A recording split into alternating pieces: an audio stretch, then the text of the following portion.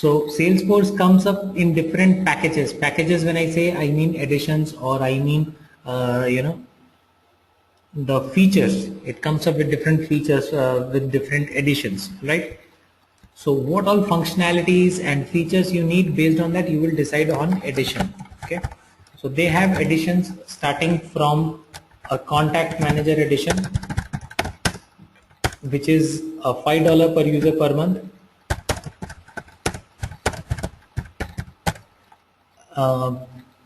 Then we have a group edition, which is $25 per user per month. Then we have professional, which is $65 per user per month. Then we have enterprise, which is the most popular edition that they have, which is $125 per user per month. Then we have unlimited, which is priced at $250 per user per month. And we have a performance edition as well, which is $300 per user per month. Alright, all this pricing is per user per month. So these are the different editions that they have. Alright. Now, because there are so many different editions, you can see, they have got the basic editions which cost very less, and the features and functionalities are also very less. Okay, and then we have enterprise unlimited, performance edition, which have almost all the functionalities of a CRM. These editions can be integrated with other applications. A user can develop their own application, or a company can actually develop their own application. All the functionalities are available, right?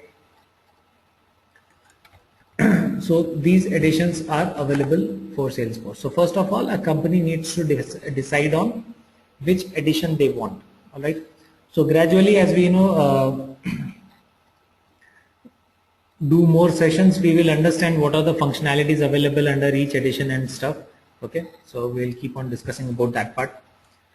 So first thing is, you need to decide which edition you want. All right, based on the functionalities that are available. Alright, so you need to understand the requirement of the client or requirement of your company and decide on what functionalities you need and what is your budget also. So it's not just the functionality which matters, you also have to look into your budget, how much you are ready to spend. Are you willing to spend $125 for a user in a month, or are you willing to pay $5 for a user in a month? So functionalities, as well as the kind of amount that you are ready to spend, that will make you decide on the edition. Once you have decided on addition, next thing that you have to decide is how many licenses you need, number of licenses. Okay, what is number of licenses? License means a login ID and password. Okay, so if you have 5 people in the company who will need to use Salesforce.com, you will need 5 licenses. If you have 20 people who need to use Salesforce, then you will need 20 licenses, right? And all this pricing is per user, which means per license. You see this? If all the pricing which I mentioned here is per user or per license. So you decide how many licenses are required, and then you buy those number of licenses from Salesforce.com. Got it? So that is how simple it is. So you'll have to just go to Salesforce.com and you'll have to tell them that I need, let's say, 20 enterprise edition licenses. Okay, they will do the billing for you on an annual basis, which means 20 into 125 into 12. Right? So your billing will be 20 into 125 into 12 for 12 months. This is per month, 20 users. Okay, so which becomes 2,500 into 12. Right, which becomes $30,000.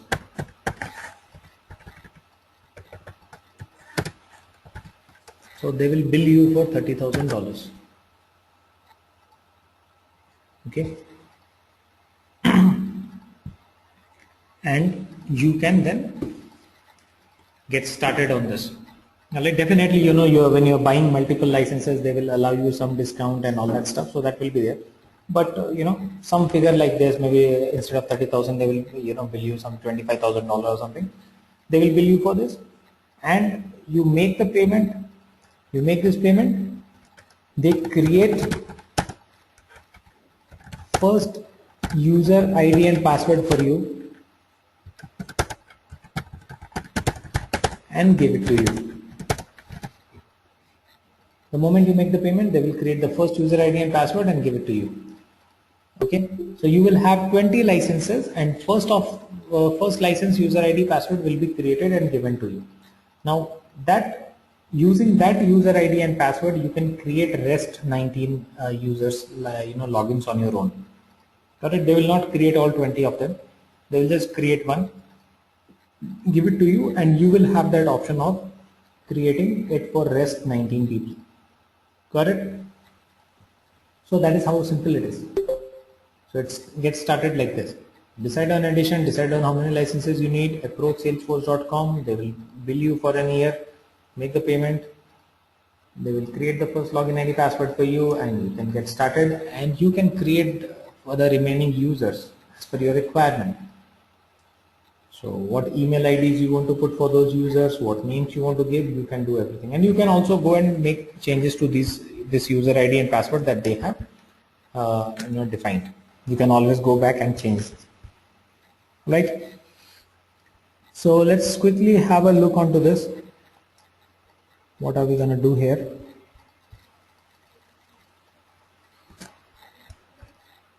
So, once you have got this first user ID and password, the first thing that you do is you do the personal setup. Okay. So personal setup is basically, as I told you, you can go and change your user ID, password and stuff like that. So personal setup is something that you will do initially. Personal setup is available to every Salesforce user. Personal setup includes things like changing your user ID, password, phone, email ID, things like this, personal setup changes. So how do we do that? In the setup menu, I think we discussed this yesterday. Under your name, you have my settings. So this is where you can go and make the personal setup changes. Click on your name, go and then click on my settings.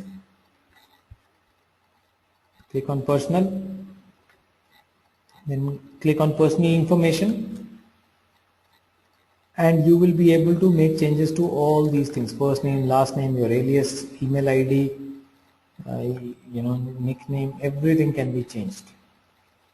Alright, your phone, extension, fax, mobile, street, city. So all your personal setup changes can be done here, right? You have an option of changing the password also here. Right? There are a few more options, we'll talk about them later.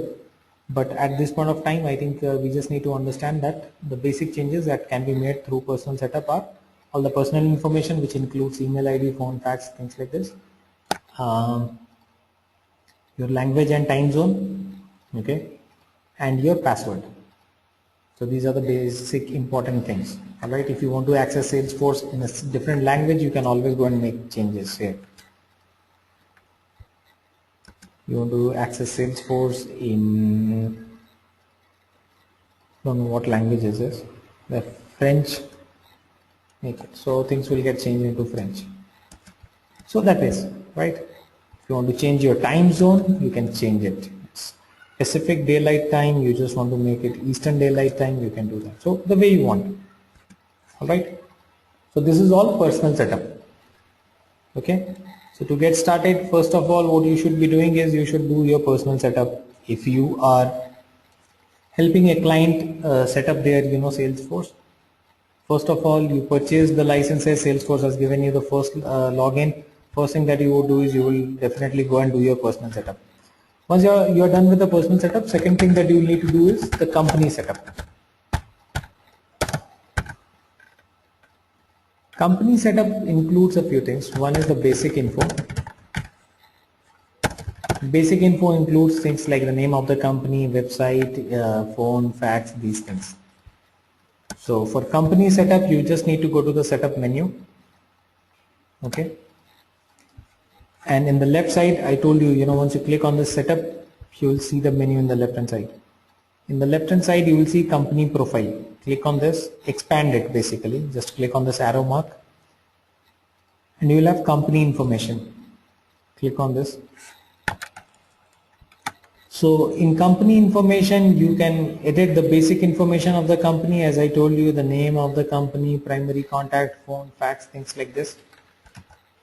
Okay, so the basic info of the company can be edited. Local info of the company can be edited, which includes things like the default language of the company. As I told you, we have a language option for the personal setup. You can set the language for the entire company also. The default language of the company. Time zone of the company, the default time zone in which your company operates, and the currency. What currency your company deals in, US dollars, Australian dollars, Indian rupees, whatever. Okay, so if you click on edit here, you see the basic info part, organization name, phone, fax, street, city. After that you have default local language, time zone, currency. See, currently it's US dollar, but if you deal in euros, then you, or in INR, you should select that. Okay, so that setup should be done, which currency you deal in. Under company info you also will see the licenses that you have purchased. Okay, this also gives you info on licenses and data usage. Okay, so under the same window you will get to see how much data you have used. Okay, 348 KB you have used, which is 7%. How much file space have you used? Alright, if you scroll down a little further, you will get to see how many licenses you have, how many you have used, how many are still remaining, everything, every detail will be given here. Got it? So if you have purchased 19 licenses, how many you have already used, how many are still available to you, all the information will be available here. Alright, so this is about the company information. Then comes the fiscal year of the company. So we have an option of setting the fiscal year for the company. What is fiscal year of the company? Financial year. Why do you think we will set the financial year of the company? For reporting. So financial year setting will not be required right now, but when you try to do reporting on your data, at that time you will need this financial year. Alright, so that your reporting can be done based on the financial year or the calendar year or the financial quarter, the way you want to define.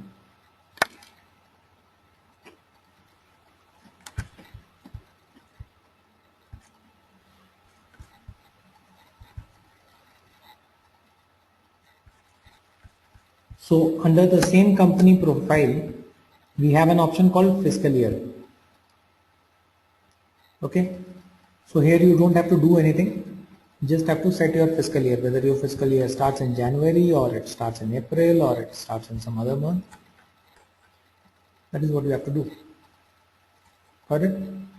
So that while we are doing the reporting, we have a lot of options available in Salesforce for doing reporting. Alright, so if your fiscal year is set correctly, you can do the reporting based on those fiscal years and stuff, right? So if your company, your manager says that I just want a report of last financial quarter, you can easily do the reporting if your fiscal year is set correct. If it's not set correctly, then what you'll have to do, you'll have to do a lot of, you'll have to hard code a lot of dates to do that reporting, okay, which will make your life a little more tough. Then business hours. Okay. So business hours is to be defined so that the system or the Salesforce application can understand that what all times you your team is working. All right.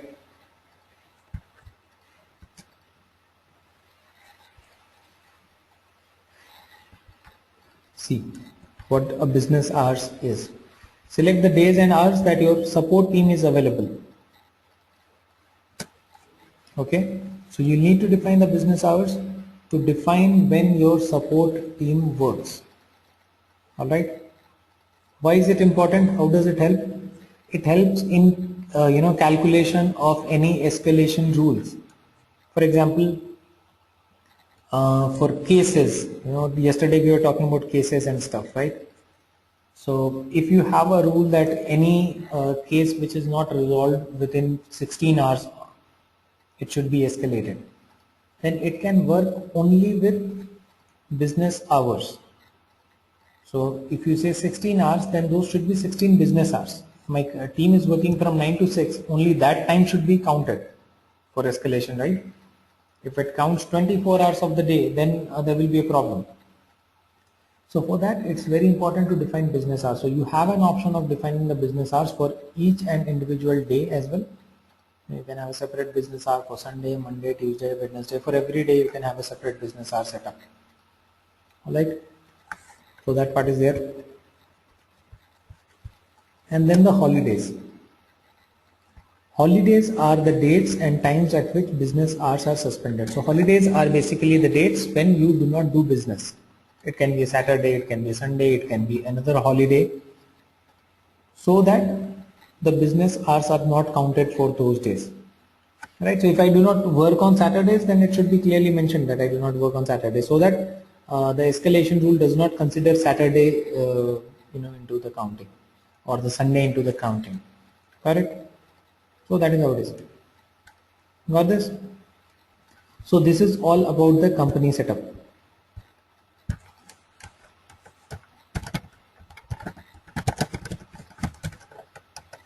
So ideally, before your team gets started on Salesforce.com, you should do this much of setup, the first time setup. Personal setup is something which you keep on doing a lot of times, very frequently. You might need to change your password and the email IDs and all that stuff whenever required. But company setup is something which we usually do start when we start working on Salesforce, currency and stuff like this. We set. Okay, and there's one more thing. So we talked about three things here. Language, okay. Here we set the default language for company. Okay, in the company setup, we are actually setting up the default language for the company, whereas different users can have different language as well. Let's say default language of my company is English, but let's say Sridhar is one of the users in the company. He can have French as his language. We saw that, right? Under personal setup also we have an option of language. So a user can always go and change his language to something else. By default, it's going to be English, which we set in the company setup. But if a user is, user is willing to change his language to something else, he can do that. Same is the case with the time zone.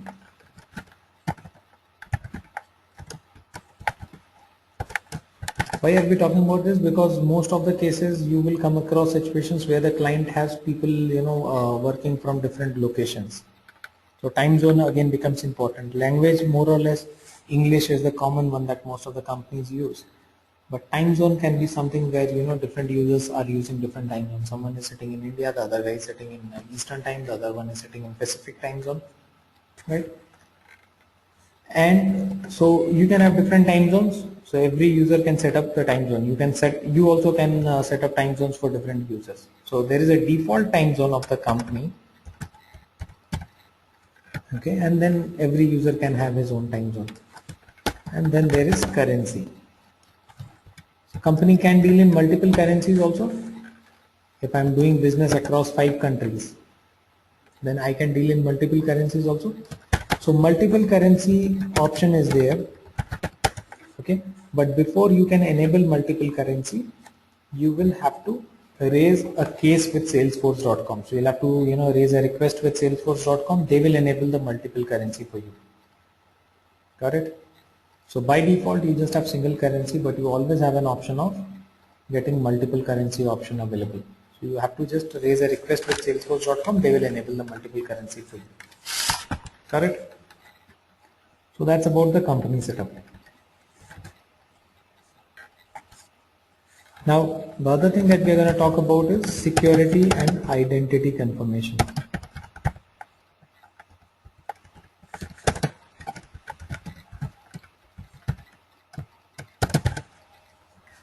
How does salesforce.com identify whether you are the correct user or not? Because this is on cloud and anyone can log in from anywhere. You know, if you have a login ID password, you can log in from a cyber cafe, you can log in from your home, you can log in from a friend's computer, I mean, wherever you have an internet, right? So security is always a bit of a concern for the companies using Salesforce, okay? Though, you know, there has not been any such major issue so far with the security, but still, you know, if you are running your own business, if you have your data on salesforce.com, you will always have a bit of concern about the security of the data because people can access it from anywhere, right? So when people are accessing it from any location, intentionally or unintentionally, someone might be, you know, using it in the wrong way. You know, that is what I can say about that. So security and identity confirmation is the process of Salesforce, how it identifies whether the user who is using salesforce.com is correct or not. All right. So this is a very simple process. I'll explain it to you. Just give me a minute.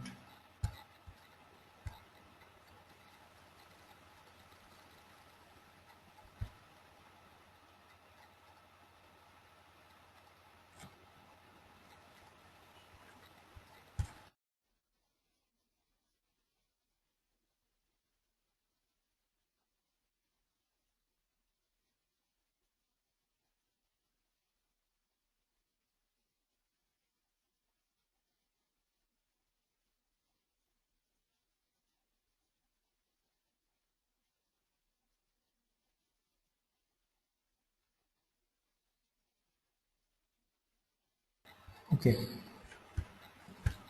1 minute.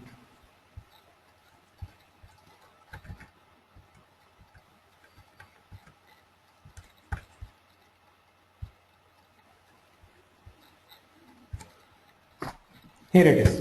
This is the process. This is how it works. First of all, we make a login attempt.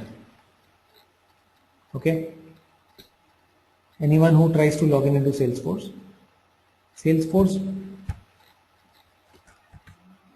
okay. Salesforce performs a time check. In the time check, Salesforce makes sure that you are trying to log in at a time which is allowed to you. So we have an option within Salesforce to restrict the users by time. Let's say, see, security concern, when we are talking about security concern, is from both the sides. Companies are concerned about external people using Salesforce as well as internal people using Salesforce after the office hours, or maybe at a position where they're not supposed to log in, right?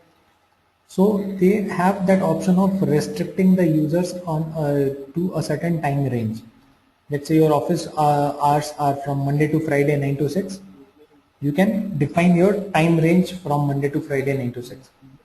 So anyone who tries to log in after 6 p.m. will not be allowed to log in. All right. Though this time restriction is just an option, it's not mandatory. If the company does not want to implement that time restriction, they are absolutely, you know, able to do that. There's no problem with that. But if they want to impose that time restriction, that can be done. All right. So Salesforce.com, whenever you try to log in, first of all, it goes and checks the time check. Whether you are trying to log in the time permitted by your administrator or not. Okay. If you are logging in at a time which is not permitted, this check fails and access is denied. So you are not allowed to log in into Salesforce. Okay.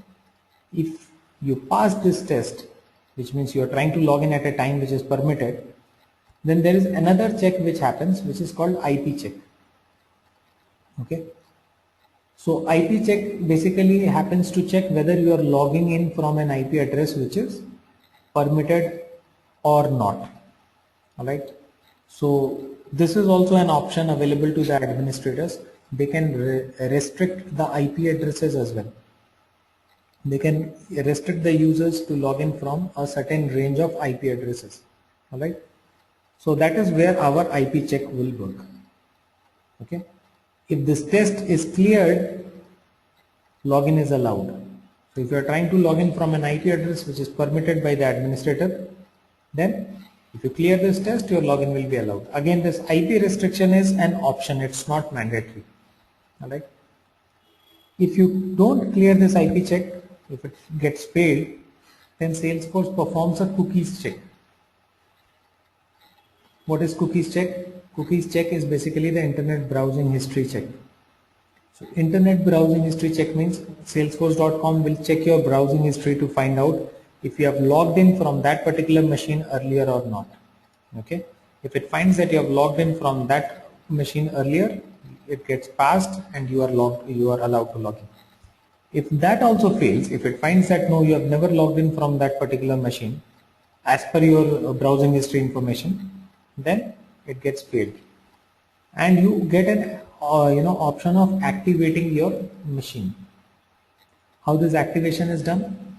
Activation is done by receiving an activation code on your email or mobile phone, and then use that activation code to log in.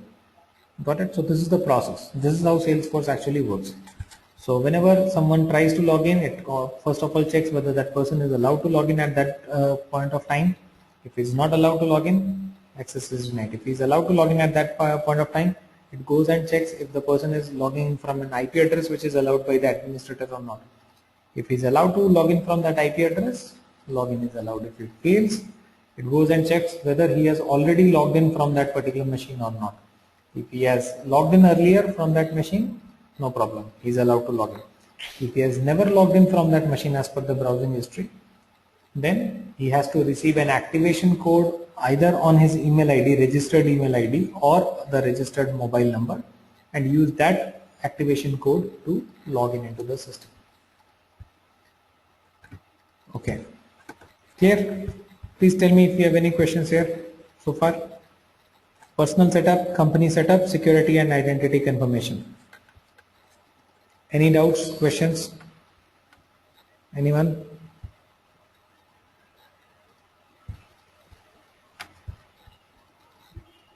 You're all okay? Okay. That's really good.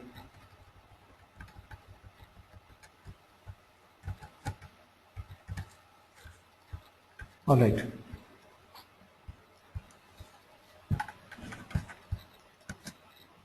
So now I just have a small question. If you guys do not have any question on this, I have a small question for you all. Sonu, can you hear me? Yes, you can. Okay, I just saw a message from you. Are you there? Oh, there was a bit of a silence, so I thought maybe I lost the connection. No. I was opening that PPT. All right. So I just have a quick question for you all. You see, there are two things which are being checked here. One is the time restriction. Sorry, and one is the IP restriction.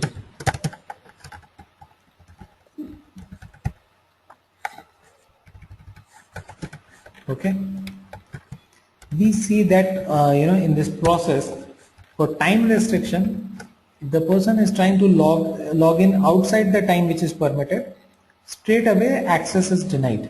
He does not get a second chance. But for IP restriction, if you look into this process, even if he does not pass that, he gets a second option of cookies check. Even if he does not clear that, he gets an option of activation code.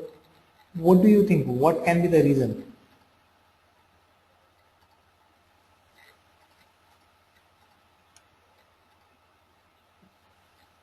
For time restriction, it's pretty straightforward. The person is trying to log in at a time which is not permitted, access denied. For IP restriction, even if the person is trying to log in outside the permitted IP address, still he has an option. If he has, if he has logged in earlier from that computer, if he can get the activation code. What do you think? What might be the reason for this?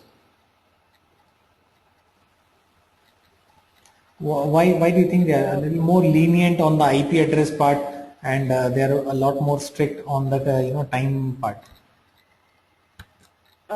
Can I try to answer? Sure, sure. Yeah.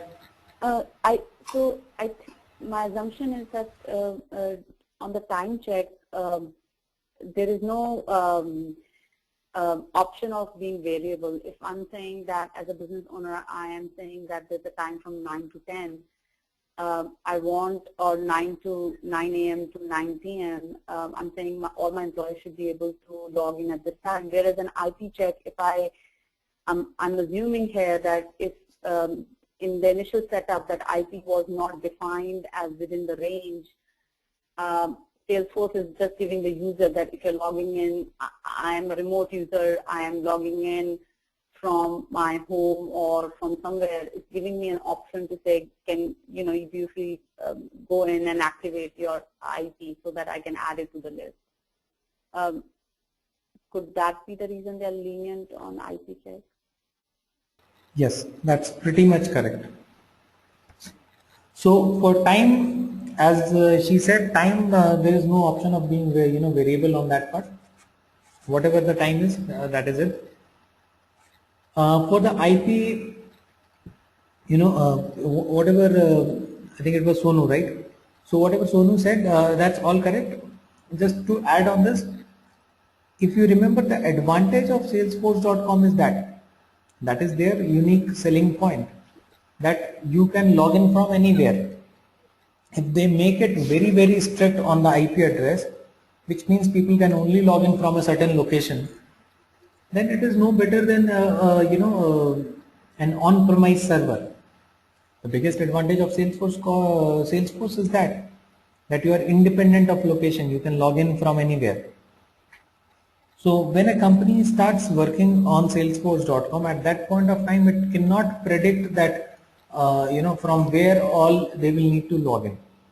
They define a certain IP range of their company, which is called the trusted IP range initially, but after some time they might have requirement. Some employee, as she said, someone might need to work from home. Sometimes I might need to go to a client place and need to work from there.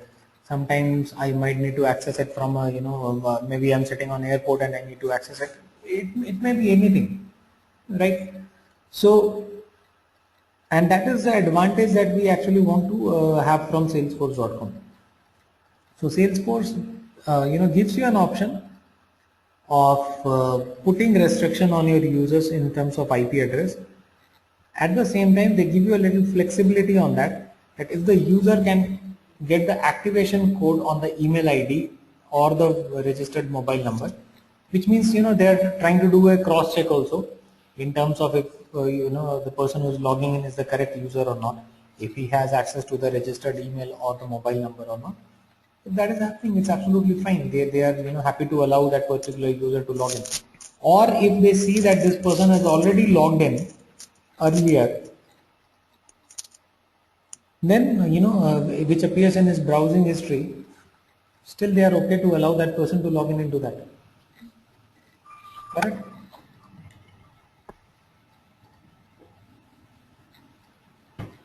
Okay.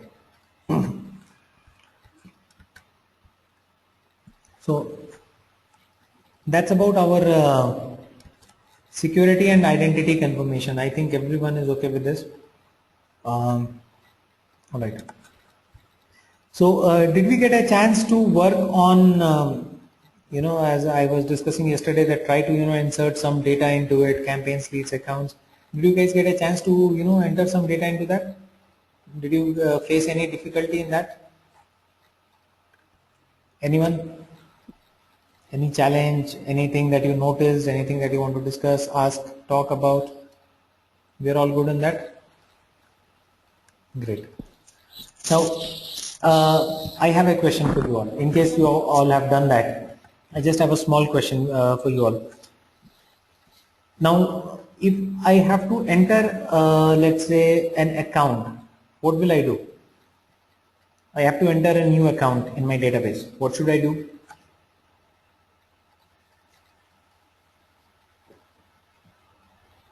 I have to make an entry of an account. What do I do? Where do I click? Come on, I know you all know the answer. Yeah. Where? I want to enter an account. Where should I go? In the accounts tab, you can have an option on new. Yes. In the accounts tab, click on new, right? Yeah. Correct? Okay. Really good. Thank you. If I want to enter 1000 accounts in one go, or if I have to enter 1000 accounts, one account I have to enter, I will simply go to accounts, then click on new, right? And then I will enter. If I have to enter 1000 accounts, let's say I have a list of 1000 accounts and I want to enter that, then what should I do?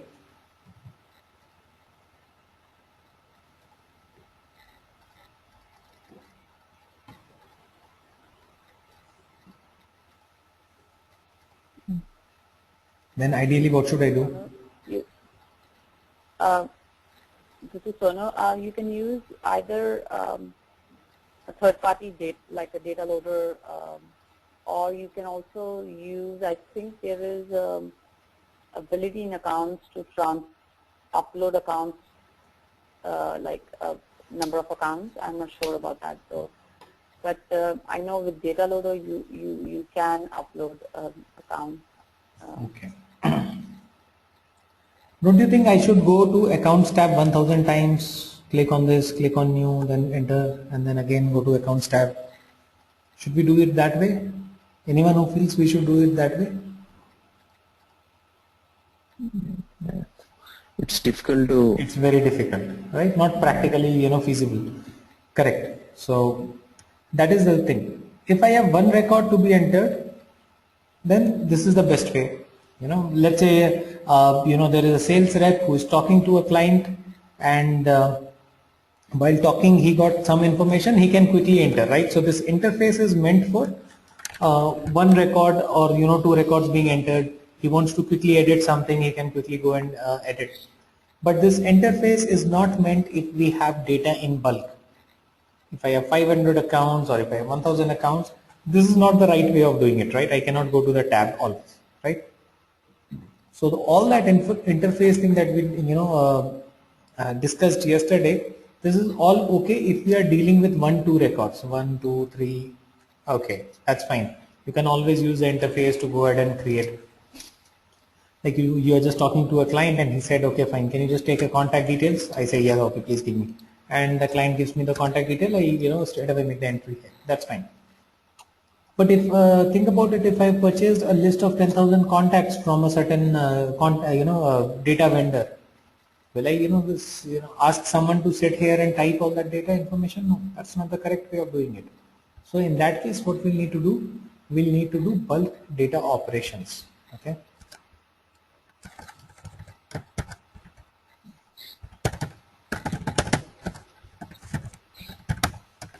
So bulk data operations include certain things. What all data operations are we talking about here? We are talking about import. Import means inserting multiple records at one go. Export. Export means extracting the data from Salesforce to an Excel or CSV. Okay. So import is CSV to Salesforce. Export is Salesforce to CSV.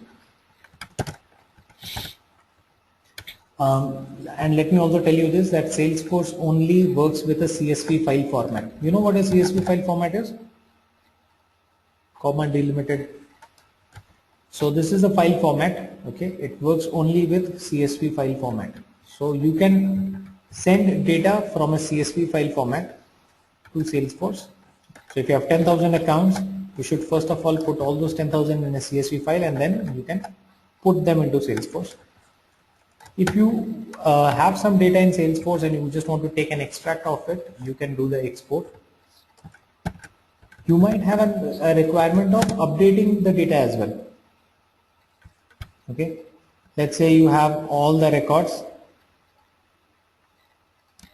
and for every record you have the country mentioned as United States. You want to update everything to USA. So again, it's not a very good option, for me to go to individual record and update that. I should be able to do a bulk update. So a bulk update is an option. Bulk delete is an option. So deleting multiple records. Updating multiple records within Salesforce. So here it's neither import nor export. It's updating multiple records within Salesforce. Deleting multiple records in a go. Let's say I want to delete 5,000 records in one go. Then again, I need a bulk operation. So import, export, update, delete. Transfer. What is transfer? Transfer is basically, transferring the data from one user to the other user. Got it? Transferring data from one user to the other user. You might have noticed, in case you got a chance to enter some data into Salesforce, you might have noticed that every record that you create has a record owner. The first field, if you see every account has an account owner. Every contact will have a contact owner. The reason why Salesforce has this kind of a system, why every record has an owner, because in this kind of a system, someone needs to be responsible for every data that is lying in the system. Okay, so there's an account, someone has to take the ownership of that account. Otherwise, what will happen? Certain accounts or certain contacts will be not tracked by anyone, and no one will be actually contacting those people, right?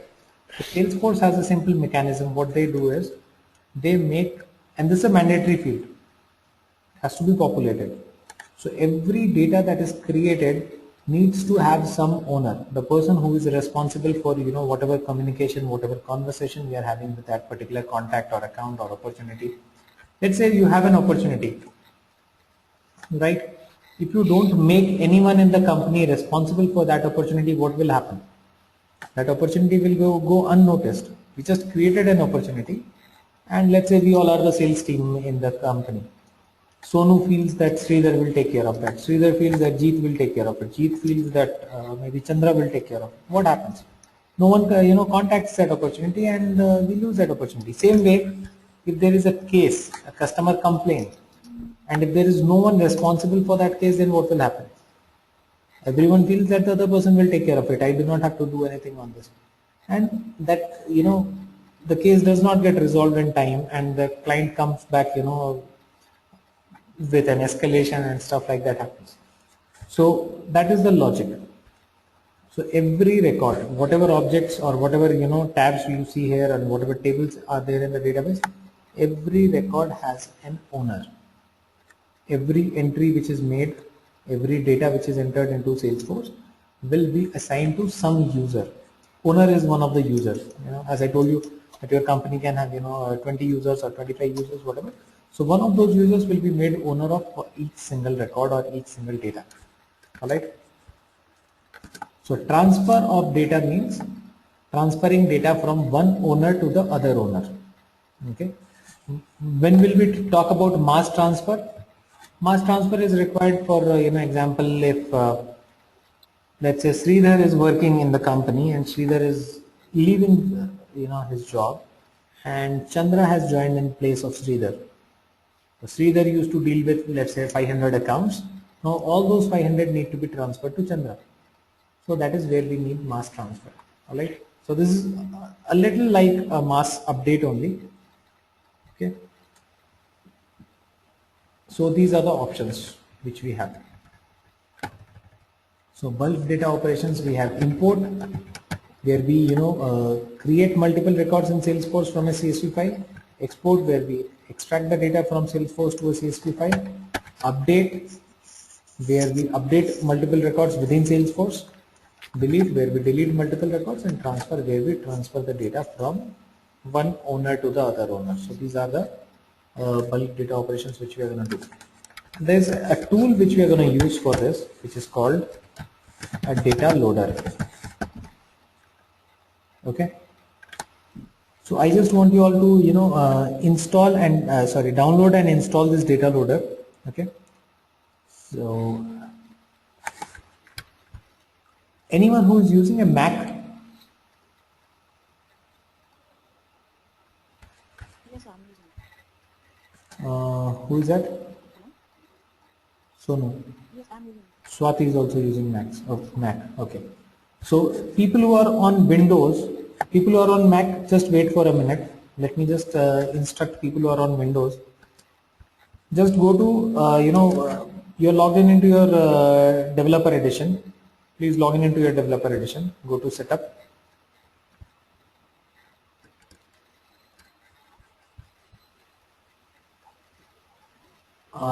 Under setup, go to data management and then go to data loader. Okay.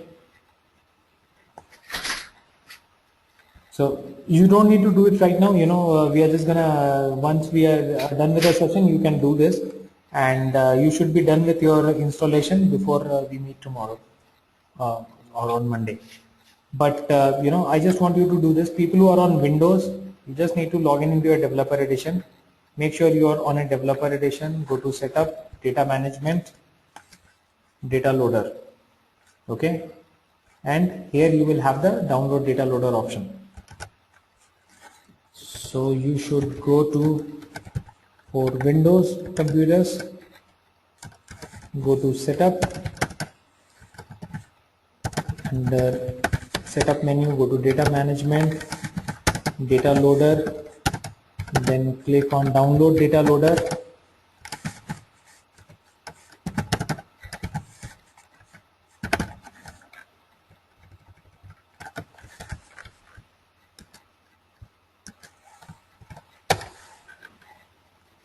Okay,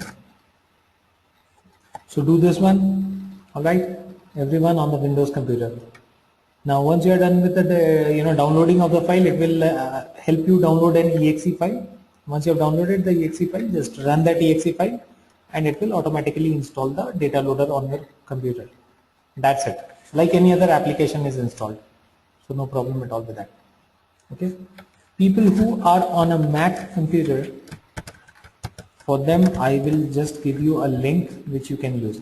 So basically this data loader for Mac is called a Lexi loader.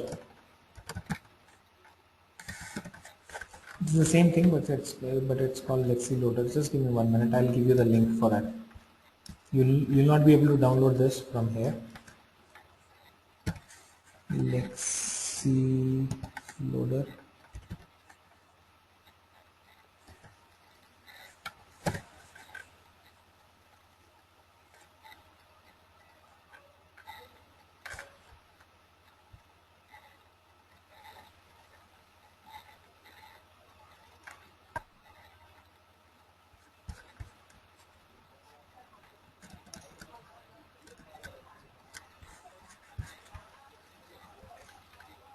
Just give me 1 minute.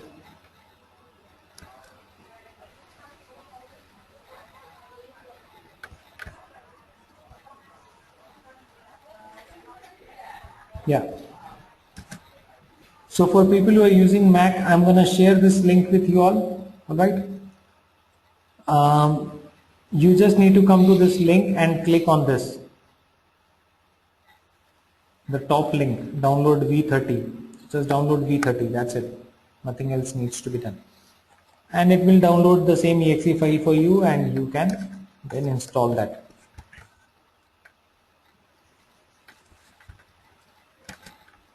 So here is the link. Sorry.